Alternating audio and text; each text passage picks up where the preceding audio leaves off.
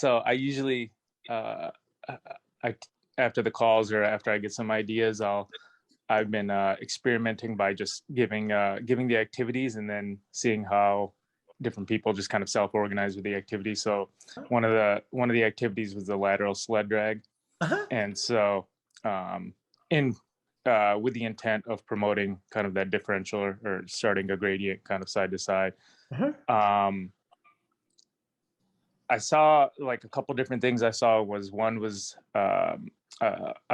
like knee bend, like a deep knee bend when moving from, let's say, the handles in the right side, you're moving from right to left, you're moving towards the left, so you're Uh-huh. pushing. Yeah. So Pushing or pulling? Sorry. pushing. Pushing with the right, so you're pushing to the Oh, right. you're pushing into the floor with the right foot. Is that what you're saying? Right. Okay. All right. No, I understand. I understand. Yeah. Uh-huh. So in that instance, like how much of a one of the things I saw was like a different degree of lateral, like the trunk lean. So how much of that do you want? You're trying to drive the IR on the side that's towards the sled, correct? Correct. Okay. Yeah. It's gonna turn into like a late representation, which would be more IR superimposed there. But yeah, you're right. Okay. And then when people were, I would say, what are you feeling there? And they'll say they feel a lot of, depending on the degree of trunk lean, they'll feel like the left, left oblique or something. Oh, I feel my left side. So are we driving a compressive strategy on that side that's away from the sled as well? Superimpose, like, is that favorable in that instance? Because we're trying to drive it. My thought process originally was driving it from one side to drive the gradient towards, let's say, the left side if we're talking Okay. about that. So you have to consider the parameters of the activity now, right? So you have to say, okay, how much load do I have? Mm-hmm. And then what am I constraining with my attachment to the sled? So pulling a sled with your right hand handle versus taking a strap and putting it around the pelvis are not the same thing, right? Right.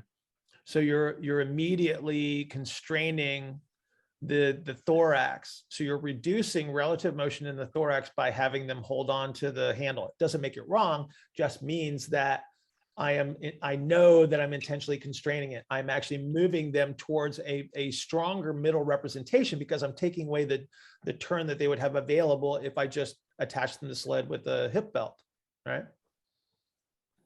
Gotcha. So I should expect that I would get more thorax activity, right? So again, I would expect that I'm going to have that load.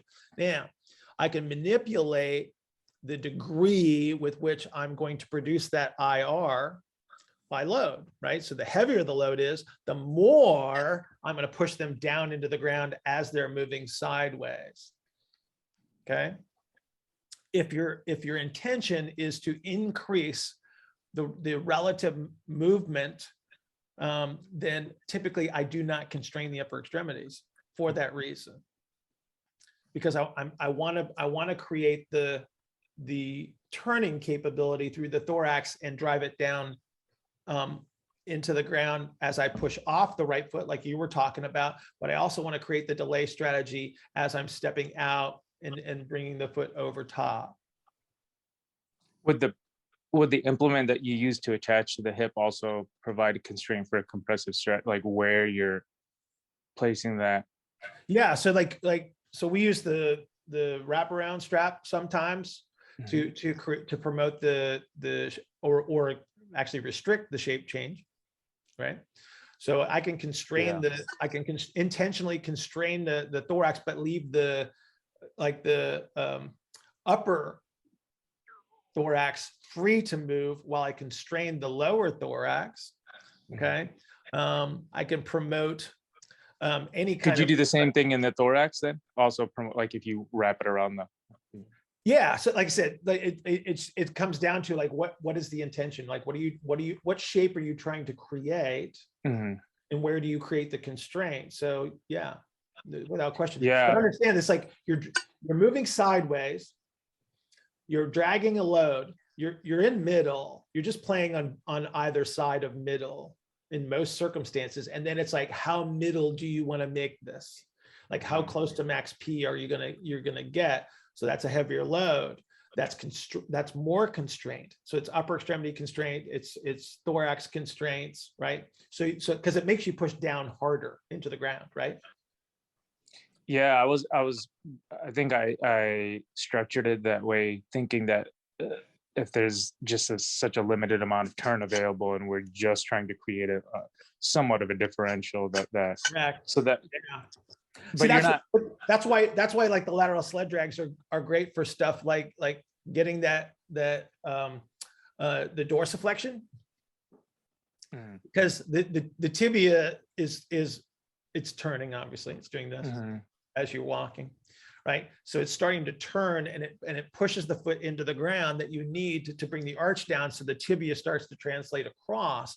And so that requires a downward force to do that. It's not that the tibia has to move over the foot, right? It's just the fact that I have to get the internal rotation mechanics into the ground, and then that's what makes it useful. So I don't need to demonstrate full excursion during the activity to gain more excursion in regards to the ranges of motion. I need the mechanics. So again, this is a middle representation. So anything that I need, Andrew Green, anything I need for middle, right? Like single leg stance, pushing off a single leg, this becomes a very useful activity. At the end of the push off, we're into late, correct? Yeah, you're moving towards late. Towards late, okay. But not actually hitting that ER representation just because of the force production into the ground. Right. It's you're going to end up, you're going to think about this. You've constrained relative motions. Okay. So you're behaving in a space with some measure of relative motion, but as you get to the ends of the activity, it's all gone, right? So you're going to be in like anything that you do beyond that point. So as your right big toe is on the ground, right? That becomes the last element of superimposition of IR on ER, right? But there's not a whole lot of relative motion there, because everything's so it's closer to max. That's max. If it's just your big toe, you're past max. But point being is like you're playing in a very small range. I would never use like a sled drag to maximize ER capabilities. You know what I mean? I would use it to capture the stuff that I need in that middle range. So like I said, tibial translation, bringing the arch down, like getting the rear foot and the forefoot coordinated to bring the arch down as the tibia translates and internally rotates on top of the foot. Gotcha. So it's this, but you can still like it's still valuable from the standpoint of if someone is super push forward on both sides, and that's the space that they have available to superimpose the IR. Right. And now think about which clients would probably benefit from that the most, that would have a greater potential for that middle range.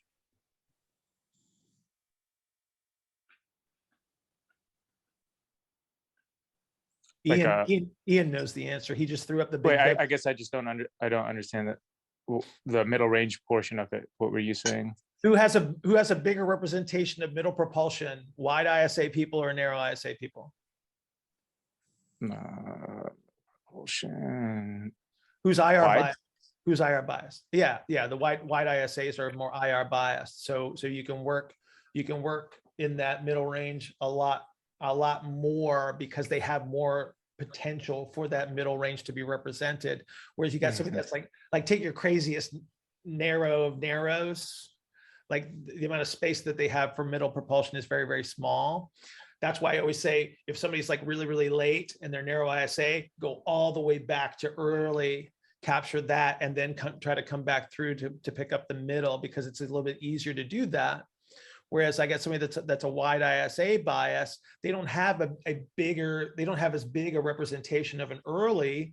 So even if you try to move them back to early, you're still going to be towards their middle representation. So the lateral sled drags tend to be a little bit better for your middle representations, right? You see the difference? Yeah, yeah, yeah. So now, if you did have a narrow ISA and you want to do sled drags, what's a better representation of a sled drag for the narrows versus the wides? So wides would go sideways. What direction would your narrows go? Reverse. Yeah, they just go backwards, right? They're going to drag it. They're going to pretend to move backwards. When I Yeah. say pretend to move backwards, you understand what I'm saying, right? No, you can't move backwards You can't move backwards. unless you. Oh, so you do it in a time machine, so that way you can't. It's something like that. Yeah. Okay. We have to bend space time in the right direction. Right? Direction. Oh, okay. Easy enough. I'll try that today. So, as far as getting the upper extremity, say, I'm trying to think of a way to organize the activity so that you can get that same gradient or differential that you're trying to create with the lateral sled drag with the hip attachment in the thorax as well. Is that kind of what how you were saying with the bar kind of going wide, and then like, is there anything you could add to that activity to the sled drag? Yeah, sled drag. Say the implement is at the hip. Are you still getting that rotation? You're still getting that through the thorax as well, right? Well, when you're moving. Like basically what I do though is I just cue the extremity motion to make sure that they're creating the turn as they're stepping through. Because again, I want this to be free to move if relative motion is the goal, right? Yeah. Because technically you are constraining the pelvis, even though the thorax is free to move, you're constraining the pelvis with the belt. I mean, there's no way to not create a constraint and drag weight at the same time. Right. It's just that you have to pick your battles, and then you say, okay, I'm willing to constrain this. So think about this for a second, Vic.